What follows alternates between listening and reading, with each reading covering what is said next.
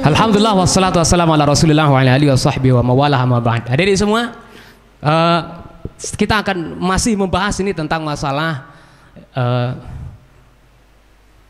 yang sedang hangatnya, sedang viral-viralnya ya.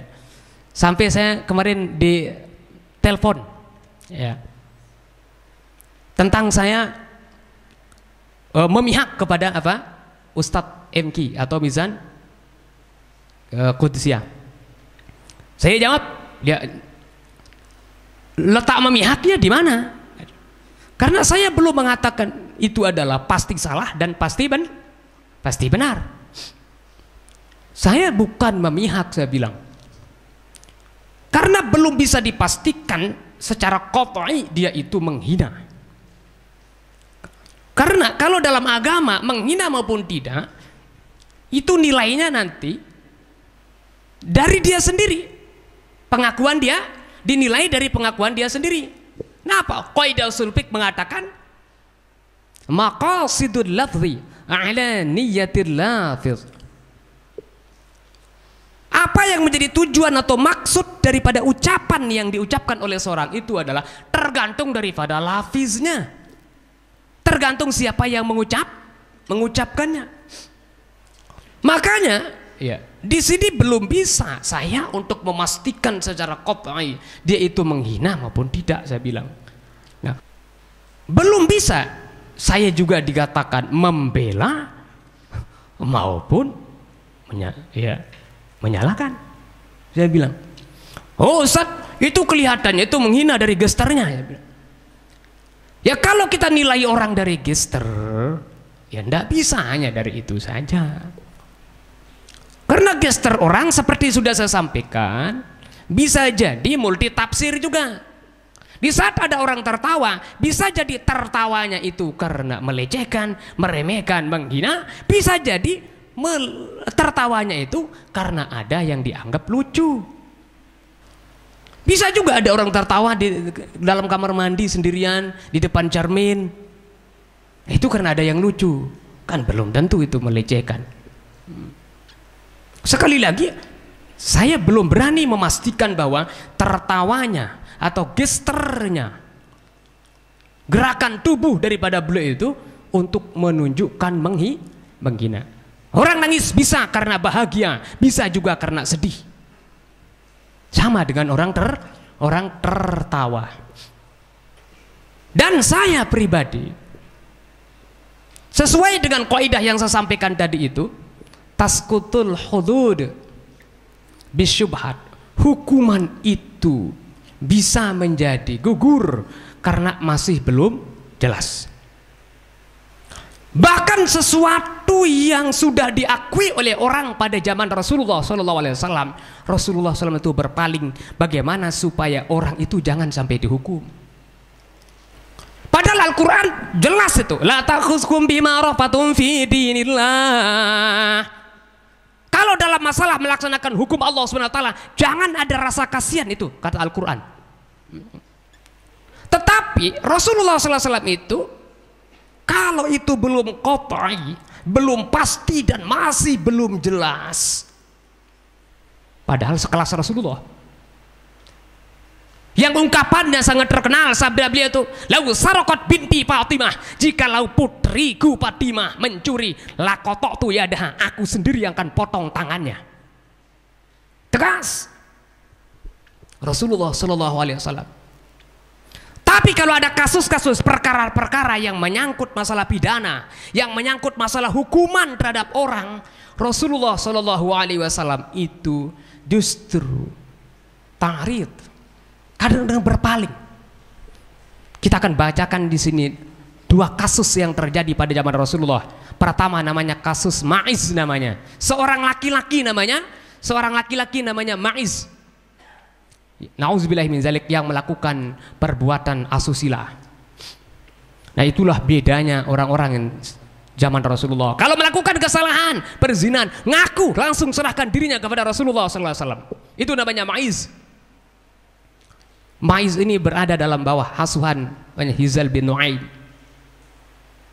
Beliau diminta oleh Hizal bin Nu'aim untuk pergi kepada Rasulullah SAW karena udah melakukan perzinahan dengan seorang budak.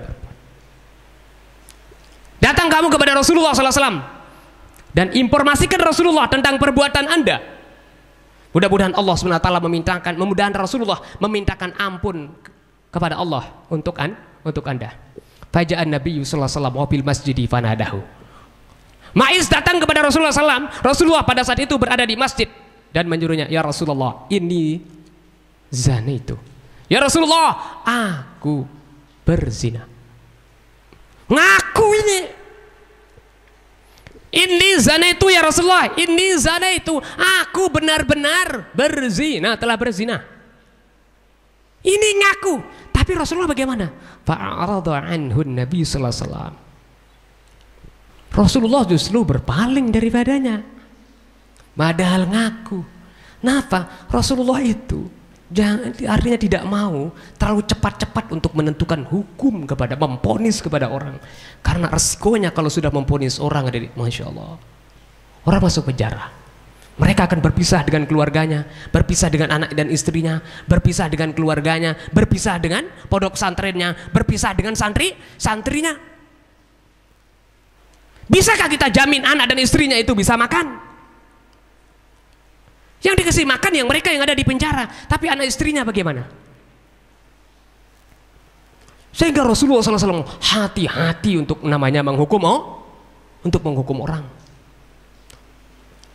Rasulullah berpaling bahkan mengatakan, wahak irji' fastaghfirillah wa tub ilaih. Celaka kamu ini, katanya. Udah, balik sana, minta ampun kepada Allah SWT, taubat. Ini, Masya Allah, tabarakallah. Sabda Rasulullah, tapi ndak, balik lagi. Faqala inni zana itu, aku pernah berzina ya Rasulullah SAW. Ya Allah, takutnya kepada Allah Subhanahu wa taala. Fa'arada anhu, berpaling lagi. Faqala tahhirni ya Rasulullah, faqad zana itu, sucikanlah aku ya Rasulullah, aku sudah pernah berzina. Masya Allah, tabarakallah. Faqala lalu Abu Bakar As-Siddiq mengatakan, lau aqrarta rabi'ah la rajamaka Rasulullah. Kalau engkau mengakui lagi sampai keempat, nanti Rasul akan rajam engkau. Walakin abah, tapi Ma'iz itu abah, tetap itu tidak mau untuk melaksanakan saran daripada Abu Bakar, tetap mengadakan, ndak wahai Abu Bakar, ya Rasulullah, zana itu fatahirni, aku benar-benar sudah berzina, fatahirni, sucikan aku ya Rasulullah. Ini sikap Rasulullah SAW terhadap kasus yang ada unsur hukumannya, ada unsur hadnya, apalagi ini sampai rajam. Akhirnya sampai dirajam lah, ya. Masya Allah, tabarakallah, dirajam itu ada. Tapi apa kata Rasulullah SAW itu? Setelah diketahui itu udah meninggal, dirajam. Laqad rajamal kilab. Katanya itu sampai Rasulullah mendengar sahabat mengatakan itu, oh itu udah dirajam, itu bagikan anjing. Marah Rasulullah SAW. Apa kata Rasulullah SAW? Laqad taba taubatan. Orang itu yang namanya Ma'iz tadi itu sudah benar-benar tobat kepada Allah dengan tobat yang lau usimat baina ummatin lawasi'atum. Andai kata tobatnya itu dibagi kepada umat-umatmu, niscaya itu mencukupi. Masya Allah.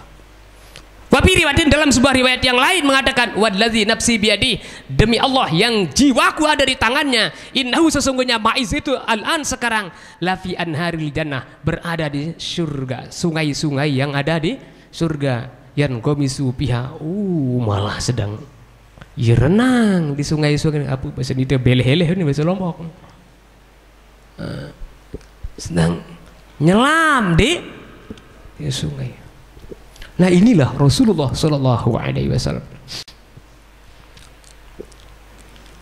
Kalau ada kasus-kasus yang ada unsur hududnya, hukuman-hukuman yang akan ditimpa kepada seorang, justru Rasulullah SAW itu sangat hati-hati, bahkan sampai berpaling beliau itu 3 kali.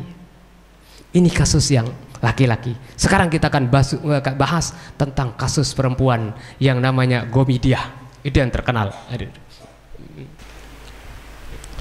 Kisah yang kedua, yang hubungannya dengan Rasulullah SAW sangat hati-hati untuk memvonis, untuk menentukan hukum yang ada hududnya kepada umatnya, yaitu kisah namanya Al-Gomidiah. Rawahu Muslim fi sahih.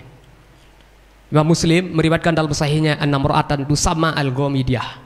Ada seorang perempuan yang diberi namanya Gomidiah, ja'at ila Rasulullah SAW, kemudian datang kepada Rasulullah SAW faqalat dan berkata, ya Rasulullah, inni zanaitu tahhirni.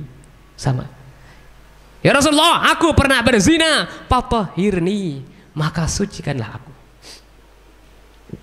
Faroddah, ditolak juga oleh Rasulullah SAW. Mungkin kasusnya sama dengan Ma'iz yang sebelumnya. Raddaha, Rasulullah SAW menolak Gomidiah itu.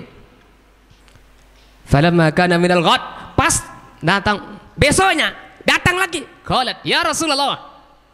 Coba bayangkan itu. Sama dengan Ma'iz tadi itu.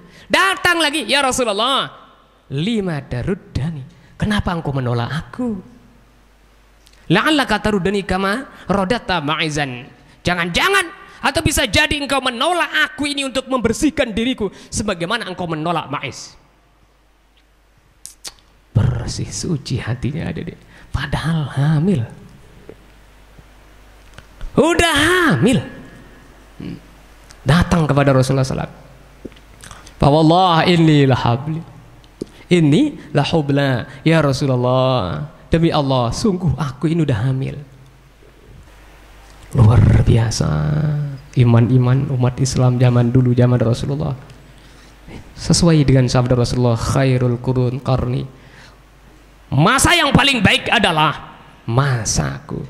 Orang-orang yang paling baik, paling istimewa tentunya adalah orang yang berada di masa Rasulullah sallallahu alaihi wasallam.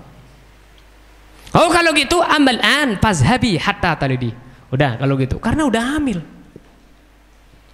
Oh, kalau begitu sekarang fazhabi, silakan pergi watal hatta talidi, sehingga engkau melahirkan. Tidak langsung dihukum oleh Rasulullah SAW itu. Tidak sekejam itu hukum Islam. Hukum orang dalam keadaan hamil. Anaknya gimana di dalam? Janinnya bagaimana? Silakan kalau begitu pergi Anda. Nanti Anda datang hatta talidi. Kalau sudah melahirkan. Falamma waladat atatu bisabiyyi ya kharqah. Tatkala Gomidiah sudah melahirkan, datang hadir itu, membawa bayinya itu. Qalat hadza qad waladtuhu. Ya Allah. Datang dan berkata, ya Rasulullah, hadza, ini bayi saya ini, qad waladtuhu, aku sudah melahirkannya. Ingin dihukum. Kenapa? Dia punya pemikiran, ya Allah, kalau saya tidak dihukum nanti dosa saya akan tanggung di hadapan-Mu ya Allah. Begitu pemikirannya mereka. Kalau kita kan enggak, bangga itu dengan dosa. Nauzubillahi min dzalik. Mereka, ya Allah, yang penting dosanya dihapus, rela harus mati itu ada. Konsekuensinya kan mati. Tapi walaupun anaknya udah lahir, apa kata Rasulullah? Qala fazhabi, udah silakan pergi. Fa'ardi'i, susui anakmu. Nggak dihukum, susui anakmu.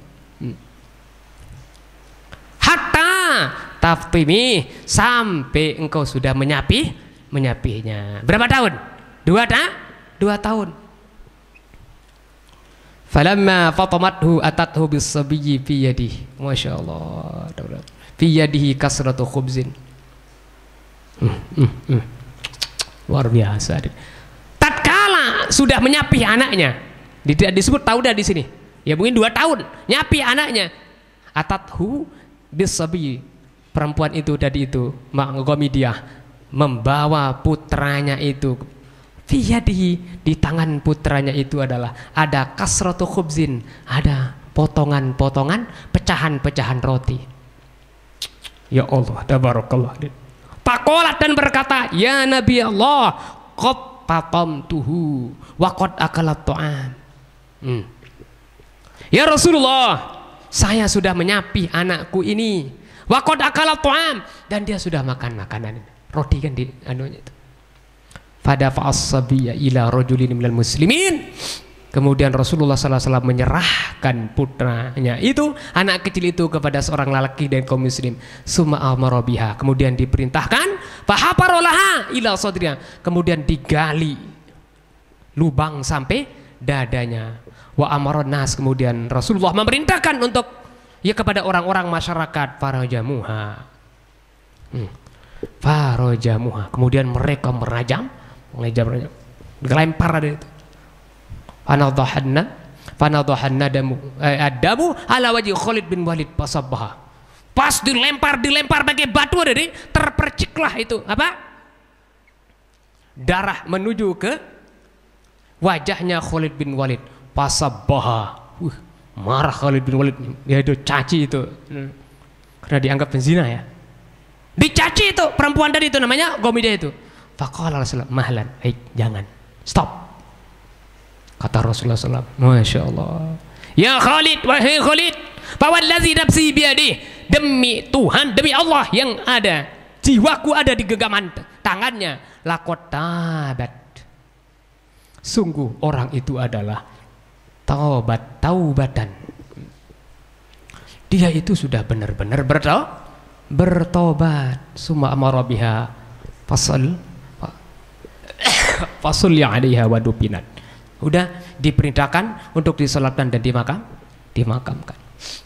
Nah, maksudnya hadirin, ini Rasulullah SAW kalau ada kasus yang berhubungan dengan pidana, kasus yang berhubungan dengan ada unsur hududnya, hadnya, hukuman-hukuman yang berat, apalagi sampai dihukum rajam, sampai dibunuh dan sebagainya, Rasulullah SAW justru berpaling. Maksudnya ini tujuannya adalah hati-hati Rasulullah SAW itu. Bahkan ya di dalam hadis yang sebelumnya Rasulullah itu habis itu sampai nanya, sampai mengatakan la'allaka qabalta, jangan-jangan sekedar nyium aja. Sampai begitu Rasulullah SAW. Ni jendi, wah kendai tangannya kamu yang terus. Dituduh orang langsung melakukan, harus dirajam kamu sekarang. Allah, Rasulullah jawab apa? La'allaka qabalta. Oh, jangan-jangan sekedar qabalta, jangan-jangan sekedar nyium aja. Au nazarta, ada mungkin sekedar ngelihat-lihat aja. Hadirin. Tapi dengan tegas dia mengatakan, enggak, saya benar-benar melakukannya itu. Ya Allah, tabarakallah. Inilah cara-cara Rasulullah SAW. Oleh sebab itu, ya, karena berdasarkan hal ini ya, Dede, saya terus terang aja sampai sekarang masih belum berani secara positif untuk mengatakan dia itu nanti itu menghina, yang menyebabkan dijebloskan langsung ke dalam penjara, berpisah dengan keluarga, berpisah dengan anak dan istrinya, berpisah dengan pondok pesantrennya, berpisah dengan jamaahnya, berpisah dengan santrinya. Dan saya juga belum berani juga atau tidak pernah mengatakan secara qat'i dia tidak menghina, karena ya namanya aja dan belum jelas.